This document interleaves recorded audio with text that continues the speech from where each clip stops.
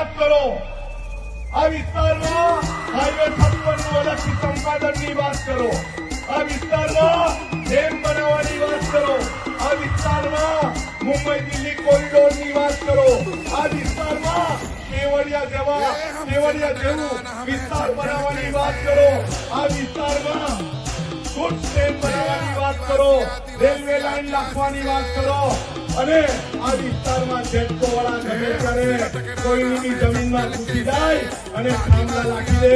હવે નહીં, સરકારને ચેતવણી આપવા માંગુ છું, અટકી જાઓ, સમજી જાઓ, નહીં તો જોરદાર આંદોલન થશે અને રસ્તા પર બેસી જશું.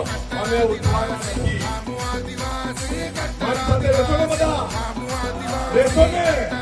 આપણે સૌ એક બનવાનું છે, સંવિધાનમાં માનવાનું છે અને આદિવાસી સમાજમાં જે ભાગલા પાડે છે એનાથી દૂર જવાનું છે.